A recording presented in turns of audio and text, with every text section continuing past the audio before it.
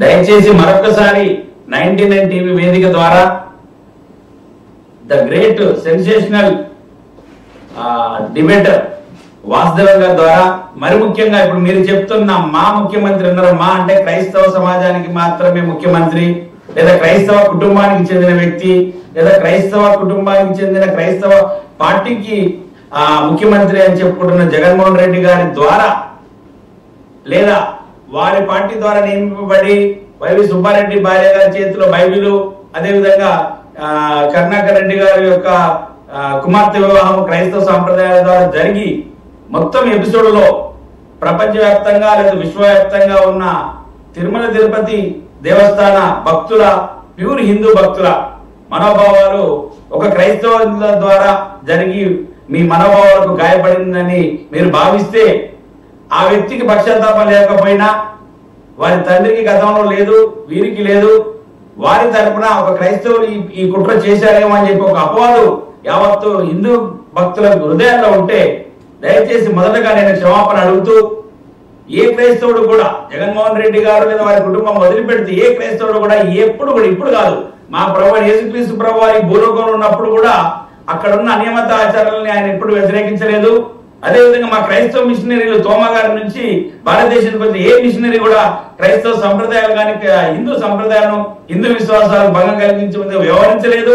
కాబట్టి మేము కూడా క్రైస్తవులము ఈ తిరుమల తిరుపతి ఎపిసోడ్ లో క్రైస్తవ మతం కానీ క్రైస్తవ మత ప్రపంచం కానీ ఇక్కడ కూడా ఆ హిందూ యొక్క తిరుపతి యొక్క పవిత్రతను, ఆ వెంకటేశ్వరుని యొక్క పవిత్రతను భంగం కలిగించడానికి మేము ఏ విధంగా కుట్రలు పన్నలేదండి. మా క్రైస్తవులకు అటువంటి అవసరమే లేదని చెప్పి ఈ సందర్భంగా తెలియజేస్తూ, ఈ పర్టికులర్ వ్యక్తి జగన్మోహన్ రెడ్డి ఆయన క్రైస్తవ మతాన్ని ఏ విధంగానైతే తన రాజకీయ అవసరములకు వాళ్ళ అమ్మ చేతికి బైబిల్ ఇచ్చి మొత్తం మొట్టమొదటి ఎలక్షన్ క్యాంపెయిన్ పంపించి మొదలుకొని వాళ్ళ మేనత్త భాషల యొక్క మీటింగ్లు పెట్టి ఓటు బ్యాంక్ క్రైస్తవులను వాడుకున్న ఆ కుటుంబం ద్వారా ఈ రోజు తిరిగి ఒక క్రైస్తవ ముఖ్యమంత్రి ఈ విధంగా హిందూ పవిత్రతకు భంగం కలిగించడం చెప్తున్న విషయం పైన సిబిఐ ద్వారా దర్యాప్తు జరిపించి ఆయన నిజంగా తప్పు చేస్తే ఆయనను, ఆయన కుటుంబాన్ని శాశ్వతంగా రాజకీయాలకే కాదు, వారు ఏదైతే మీరు చెప్తున్నట్టు వాళ్ళ ఇంట్లో ఆ హిందూ మత టెంపుల్ గోశాల సెటప్ వేసుకొని జగన్మోహన్ రెడ్డి ఆయన మా మతానికి ఆయన ఎంతో తీవ్రని నష్టం కలిగించిండు, మా మత విశ్వాసం భంగం కలిగించిండు. మా బైబిల్లో ఉన్న 10 ఆజ్ఞల్లో యెహోవా దేవుడు మొట్టమొదటి భూమి మీదకి వచ్చి ఇచ్చిన 10 ఆజ్ఞల్లో మొదటి ఆజ్ఞ విగ్రహ ఆరాధనకి ఏ విగ్రహానికి ఆయన సాగిలపడకూడదు అన్నాడు. కానీ అటు రాజశేఖర రెడ్డి మొదలుకొని రాజకీయ అవసరాల గురించి ఇటు ఒకవైపు ఏమో ఎడమ చేతిలో బైబిల్ పట్టుకొని కుడి చేతిలో హిందూ సాంప్రదాయాలను పాటి చూస్తున్న ఆ కుటుంబం ద్వారా ఇప్పటికి కూడా ఆయన పదవి దిగిపోయిండు. వాళ్ళ తండ్రి కాలంతం చెందినప్పటికి కూడా మళ్ళీ మా క్రైస్తవులకు అవమానం వస్తుందంటే మేము ఒక క్రైస్తవులుగా చిక్కుపడి విచారిస్తున్నాం. దయచేసి ఇందులో క్రైస్తవ సంబంధం లేదండి.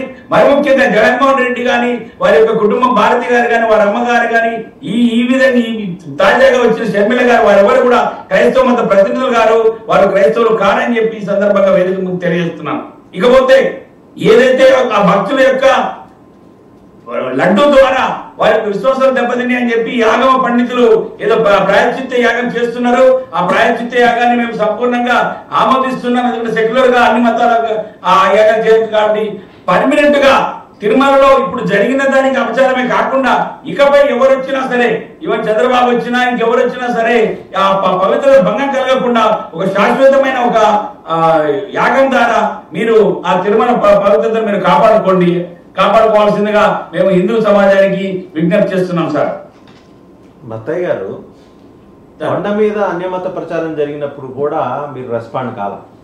అసలు హోలీ ప్లేసెస్లో హిందువులకు సంబంధించి లేకపోతే ఇతర ధర్మాలకు సంబంధించిన హోలీ ప్లేసెస్లో మీరు ప్రవేశించి అక్కడ దాన్ని ఆక్రమించే ప్రయత్నం చేయటం లేకపోతే ఇట్లాంటివన్నీ ఎంతవరకు సమర్థనీయం అనే ప్రశ్న ఈరోజు ఉత్తర భారతదేశం నుంచి ప్రధానంగా నిలుస్తుంది. దక్షిణ భారతదేశంలో కొంచెం చూసి చూడనట్టు పోతారు.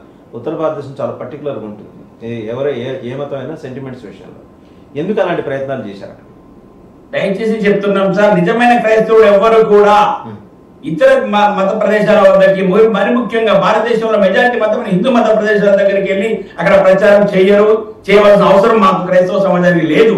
మా గుళ్ళలోకి, మా చర్చిలలోకి మేము ఆహ్వానించి మా సభలకు, మా సువార్త సభలకు కానీ, మా క్రిస్మస్ పండుగలు కానీ మేము హిందువులను, ముస్లింలను ఆహ్వానించి వారికి మా యేసుక్రీస్తు ప్రేమను పంచి వీలైతే వారి యొక్క మనసు మారి క్రైస్తవులుగా మారేందుకు మేము ప్రయత్నం చేస్తామే కానీ అన్ని మత ప్రదేశాల వద్దకు మేము ప్రవేశించే అర్హత కానీ ప్రవేశించే అవకాశం కానీ మాకు లేదండి. మా దేవుడు యెహోవా దేవుని యొక్క ఉగ్రత, మేము అన్ని మత ప్రదేశాల దగ్గరికి మొదట మా శరీరము అపవిత్రమైపోయి మా దేవుని యొక్క శక్తిని మేము కోల్పోతాం. కాబట్టి ఆ ప్రయత్నం మేము చేయము. ఎవరో ఒక్కరిద్దరు ముగ్గురు ఇటువంటి వైఎస్ఆర్సీపీలో కానీ రాజకీయ పార్టీలో ఉండి అక్కడికి వెళ్ళి కలకలం చేద్దాం. మీరు ఇప్పటికీ నేను చెప్తున్నాను సార్, ఇప్పుడు బీజేపీ అనుకూల పార్టీగా ఉంటున్న టీడీపీ పార్టీకి మీ ద్వారా ఆ తిరుమల తిరుపతి దేవస్థానానికి మేము సవాల్ విసురుతున్నాం.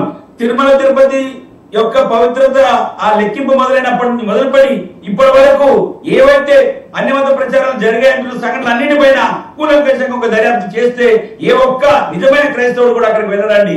గతంలో మొండిదొక సుధాకర్ అనే వ్యక్తి అక్కడికి వెళ్ళి ఇట్లా లైవ్ పెట్టి అక్కడ భక్తుల్ని వెంకటేశ్వర స్వామిని ఆయన అవమానించినప్పుడు మేము స్పందించాం. ఆ సుధాకర్ కూడా మా క్రైస్తవ సమాజం బహిష్కరింపజేస్తాం. తీరా చూస్తే ఆ సుధాకర్ యొక్క లింకులు ఇక్కడ జగన్మోహన్ రెడ్డి వైఎస్ఆర్సీపీ అనుకున్న మొండితోక సుచరిత మొండితోక అని చెప్పి ఆ ఇంటి పేరు గల వైఎస్ఆర్సీపీ వాళ్ళకి ఆ యొక్క పాపం యొక్క లింకులు కూడా వాళ్ళకి కలుస్తున్నాయి. ఈరోజు జగన్మోహన్ రెడ్డి తర్వాత సుబ్బారెడ్డి వీళ్ళందరూ ఉన్నారు. ఒక పక్క క్రైస్తవ మతాన్ని తమ ఆధ్యాత్మిక ఆత్మరక్షణకు ఉపయోగించుకుంటూ మరొక హిందూ మతాన్ని వాళ్ళు రాజకీయ లబ్ధి కొరకు అనుభవిస్తున్నారు. కాబట్టి ఆ రెడ్డి సామాజిక వర్గం నుంచి వచ్చిన క్రైస్తవులు మాకు ప్రమాదం.